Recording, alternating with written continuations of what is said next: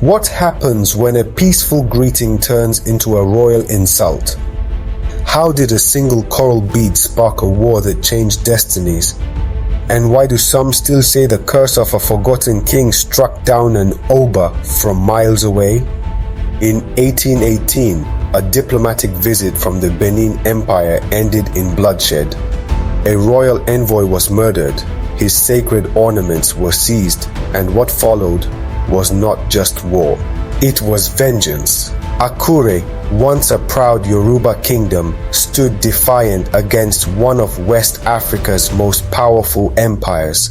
But when Benin responded, it brought more than just soldiers. It brought cannons, rituals, and a hunger for justice. This is not just the story of a fallen king. It is the story of betrayal, supernatural warfare, and a legacy that still echoes in names, titles, and bloodlines to this day. Stay with us as we uncover the untold truth of the 1818 Akure Benin War. Before we begin, let it be known, at Tales of the Ancestors, our mission is simple: to tell the stories of African history as they happened. We do not speak to glorify one side or condemn another. We do not tell stories to promote hatred, bigotry, or tribalism. We tell them to educate, to preserve, and to understand. Every event you are about to hear is drawn from historical records, oral traditions, and ancestral memory. It is not rewritten to favor any tribe, religion, or race. So as we journey through the past, let us do so with open minds, not hardened hearts. Let this remain a space for learning, not conflict. Long before war drums echoed through the hills of Akure, before blood soaked the earth and thrones fell like trees in a storm, there was peace. Fragile, unspoken, but real. The kingdoms of Benin and Akure once walked the path of brotherhood, bound not only by trade and proximity, but by what both courts claimed to be ancestral ties. While Benin traced its kingship to the divine line of Oranmiyan and Akure to the children of Oduduwa, there lingered a shared whisper in their myths that they were of the same spiritual womb, divided only by time and ambition. Once Akure bowed to Benin, tributes were sent, respect was paid, and the Oba of Benin was seen not just as a neighbor, but as a suzerain, a lord above lords. For years, Akure bore the weight of Benin's overlordship with ceremony and tribute. The regalia worn by Akure chiefs bore Edo symbols.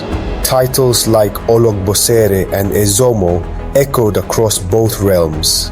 And to the ears of ancient spirits, the drums of submission beat in harmony with Benin's will.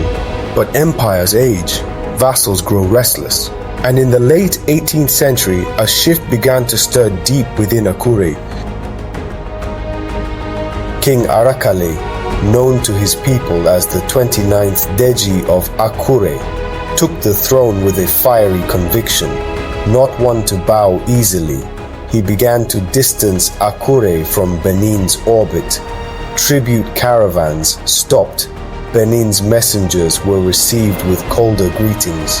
Akure, once content under the Benin's umbrella, now stood with chin raised, sovereign, unshaken. For years, Benin watched in silence. But in African diplomacy, silence is rarely peace. It is often the deep breath before the storm. Then in 1818, the silence broke. A new Oba ascended the Benin throne. Oba Osemwende, a ruler young in reign but seasoned in legacy. As custom demanded, he sent messengers to all corners of the Benin sphere with the chalk of good tidings, a sacred symbol announcing his kingship and renewing the bonds of allegiance. To Akure, he dispatched a man of honor, Chief Osagu, a high-ranking emissary clad in Benin's royal coral bead regalia, dripping with authority and tradition. When Chief Osagu arrived in Akure, he was met with an outward ceremony. The chalk was accepted, prayers were uttered. The Deji blessed the new Oba's reign, but behind the smiles, something darker simmered.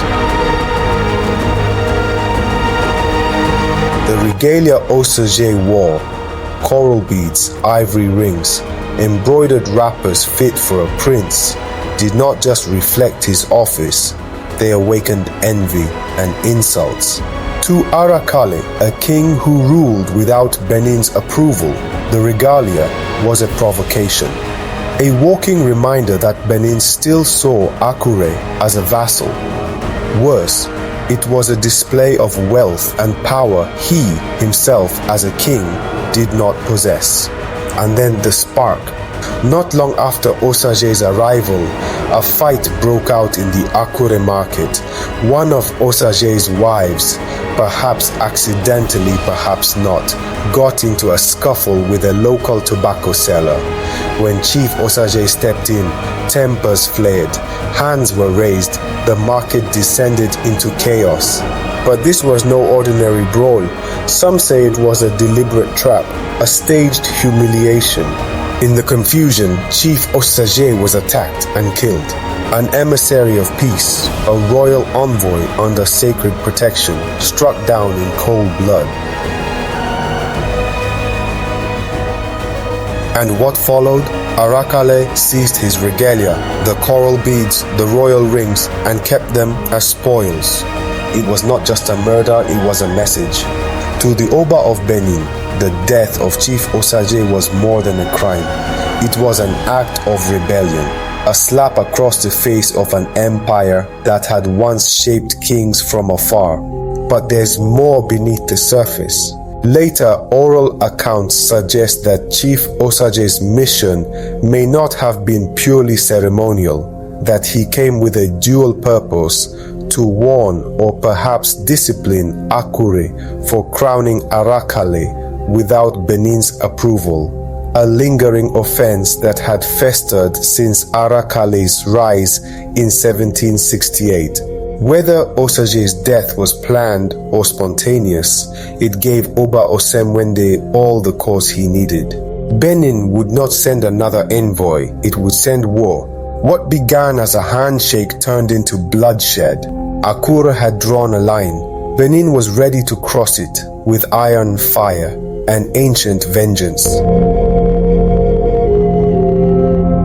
The murder of Chief Osagu did not go unanswered. Back in Benin City, the palace grew silent, not out of confusion, but calculation. The Council of Chiefs convened. The Oba's eyes, sharp as iron, did not blink. One of Benin's own, a royal envoy, had been butchered like a common thief, his regalia stolen, his honor desecrated.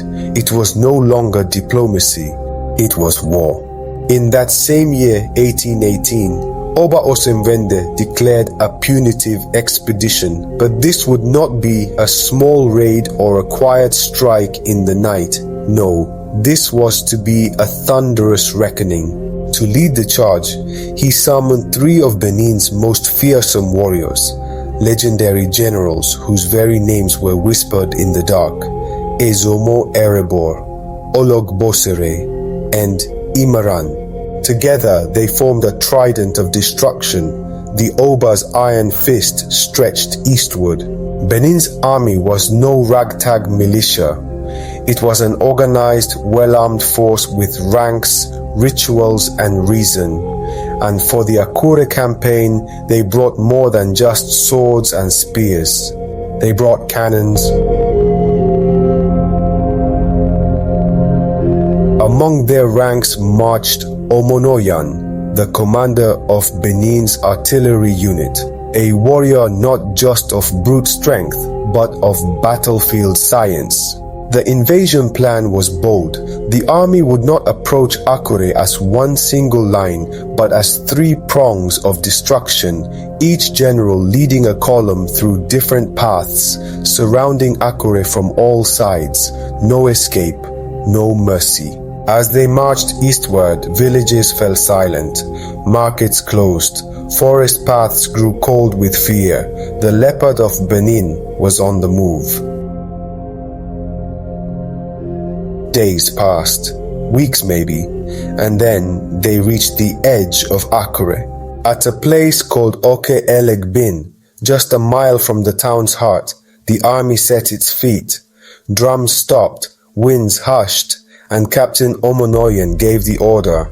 The cannon fired, a single blast, but it did not aim at soldiers. It aimed at the throne. The iron ball tore through the palace of the Deji, ripping the roof from above, shattering walls, and cracking the heart of Akure's royal pride. It was not just an attack, it was a message. Your gods cannot protect you. Panic swept through Akure like wildfire. The defenders, brave but outgunned, rushed to their positions. Bows met bullets, swords clashed with steel, but the firepower of Benin, mixed with the spiritual dread of their wrath, proved overwhelming. From three sides, the army descended. Ezomo led the main charge, his warriors chanting songs of vengeance. Ologbosere encircled the western flank, torching villages along the way, and Imaran, the silent knife, sealed the rear, cutting off every escape. Akure fought fiercely, honorably, but it was not enough. The city was taken by assault, overwhelmed by might, broken by cannon, and consumed by flame. Streets ran red, smoke darkened the skies, families hid in shrines, children wailed in the hills. The city of Akure lay in ruin, its shrines smoldered. The palace of the Deji, once a symbol of royal defiance, stood broken, its sacred walls blackened by cannon fire.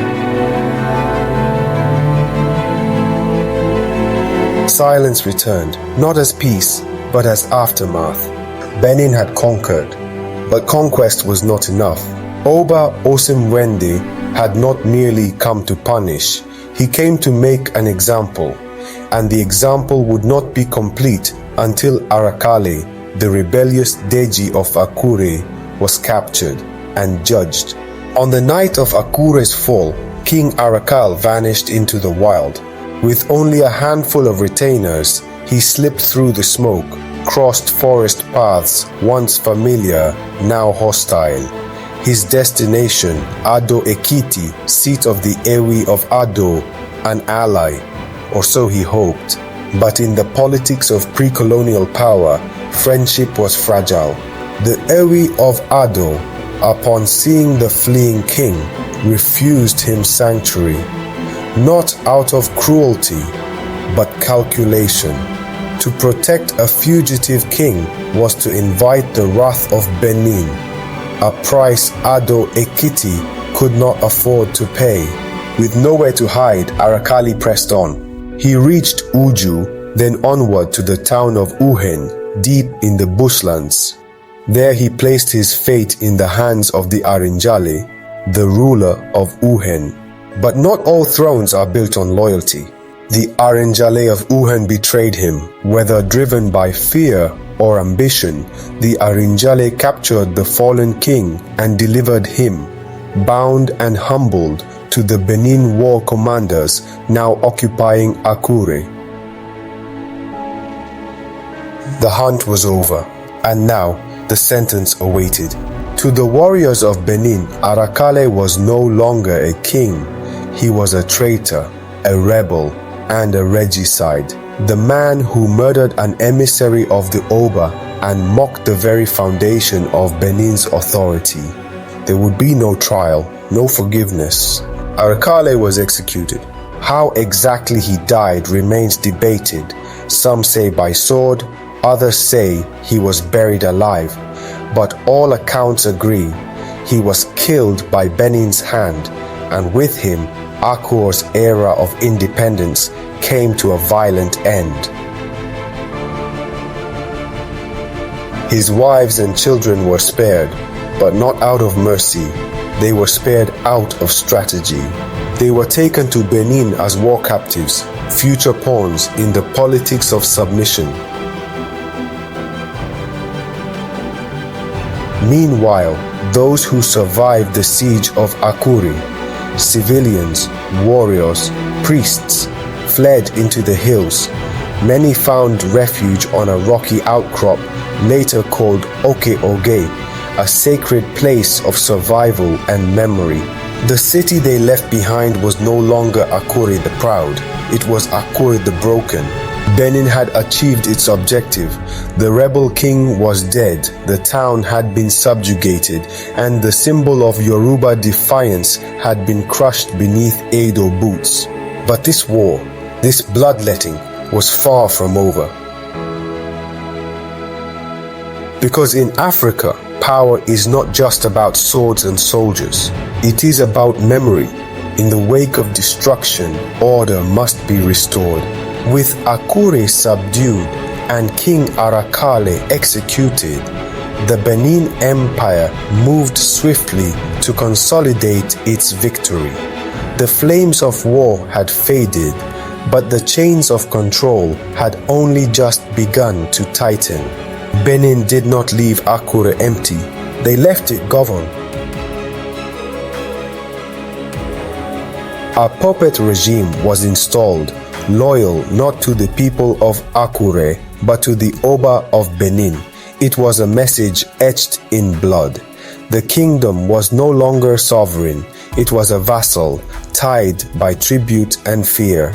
But the scars of conquest ran deeper than politics. Many of Akure's surviving citizens had either fled or been captured. Among the captives was a child, a boy born of royal blood, Prince Adesoro, son of the fallen Deji Arakale.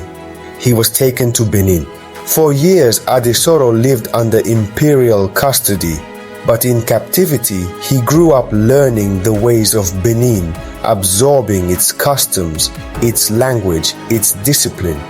Over time, the young prince earned the favor of his captors, and the Oba of Benin, ever strategic, saw in him a tool, a Yoruba heir raised in Edo loyalty.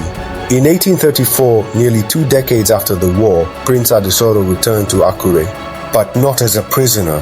He returned as Oba Osupa I, installed by Benin as the 30th Deji of Akure. His ascension was not without conflict.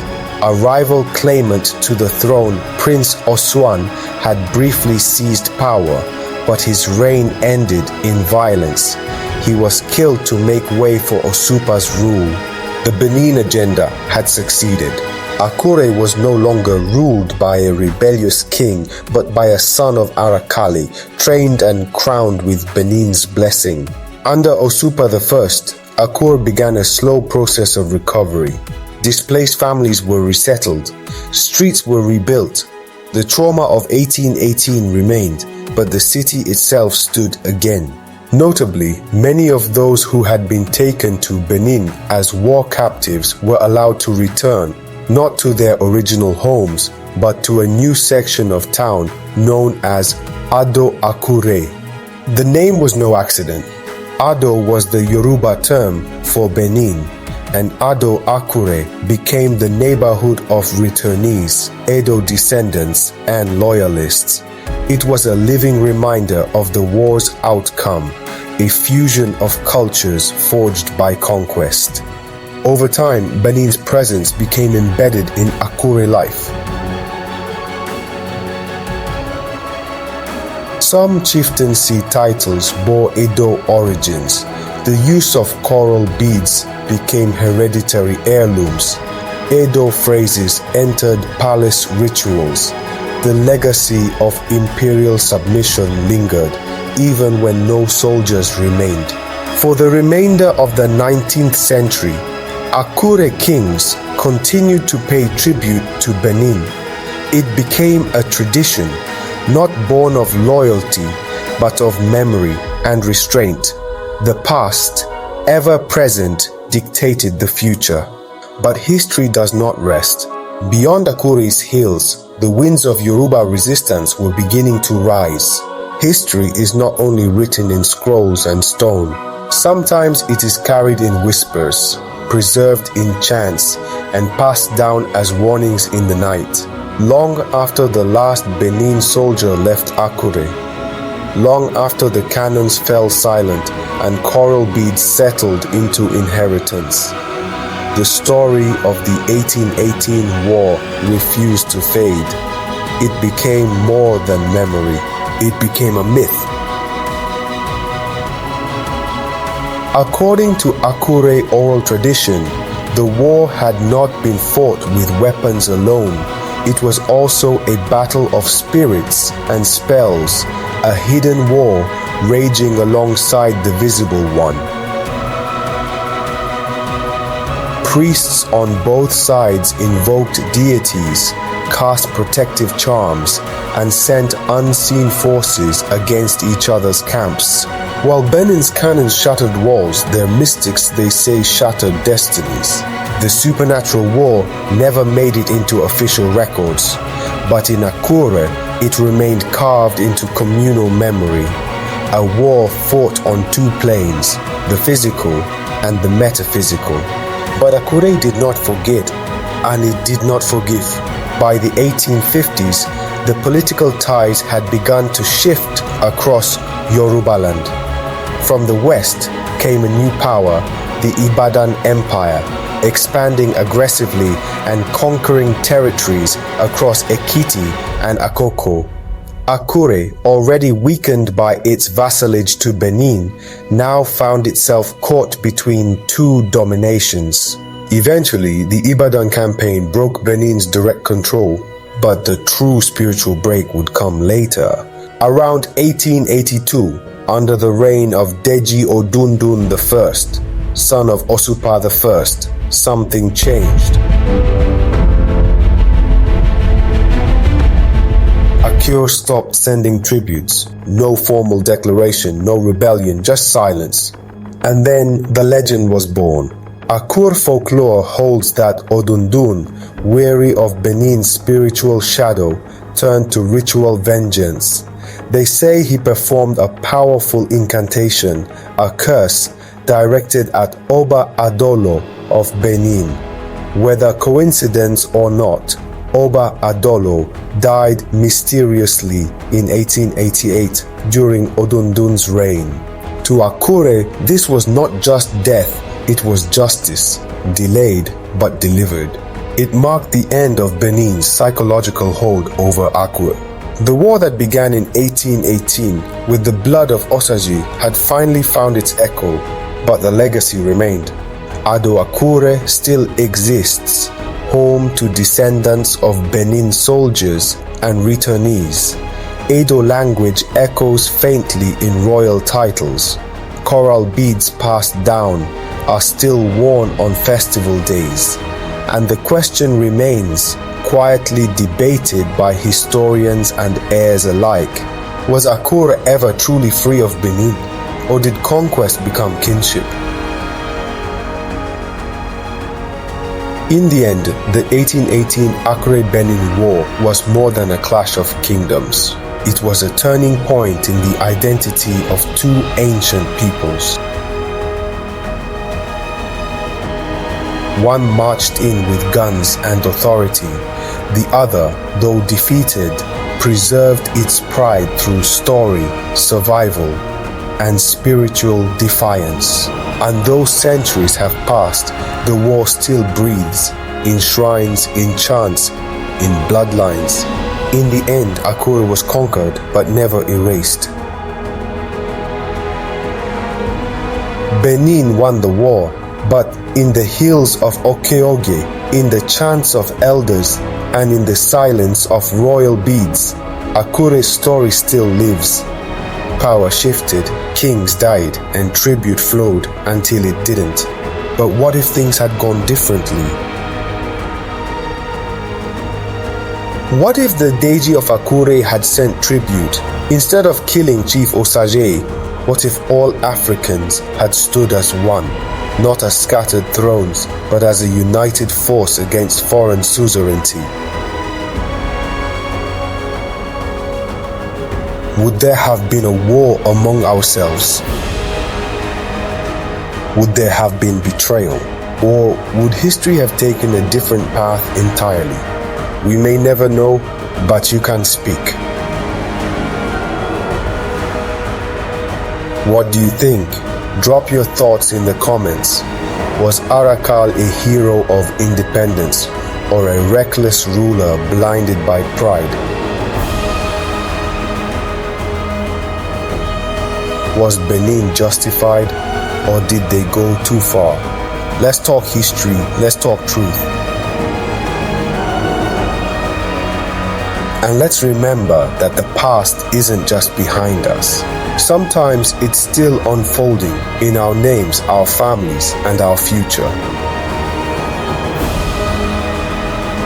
Subscribe to Tales of the Ancestors if you believe our stories must be told and never forgotten.